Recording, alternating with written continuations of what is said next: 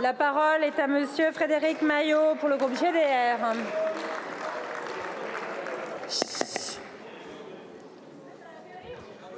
Madame la Présidente, mes chers collègues, nous sommes le 5 décembre 2023 et il y a 10 ans, nous quittait un grand homme, un grand chef d'État que j'aime appeler Madiba, mais plus connu sous le nom de Nelson Mandela.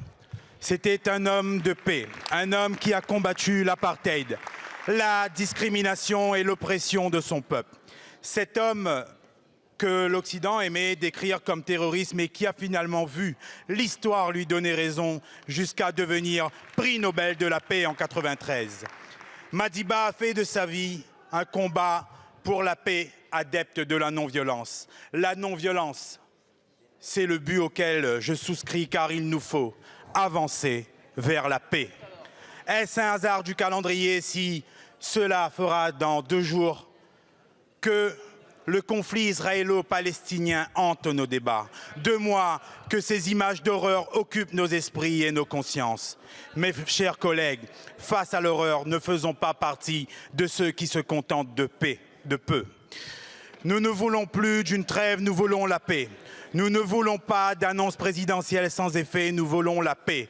Nous ne voulons pas voir couler le sang et les larmes, nous voulons la paix. Nous ne voulons pas que les enfants grandissent sous le bruit des bombes, nous voulons la paix.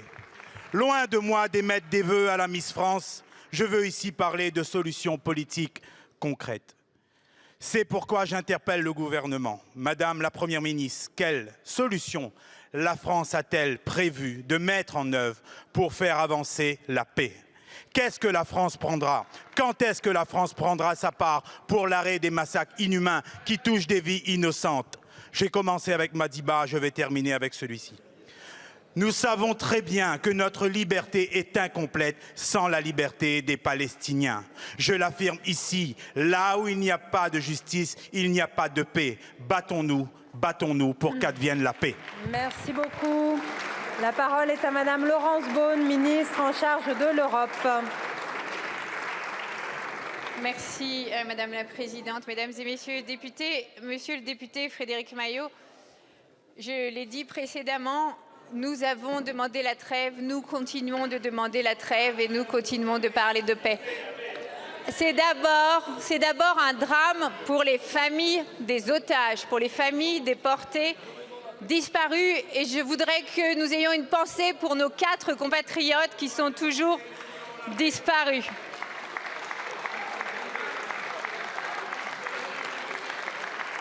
Leur libération, et nous le demandons, doit intervenir immédiatement. La prise d'otage, c'est un crime abject, contraire à toutes les normes de la morale et du droit.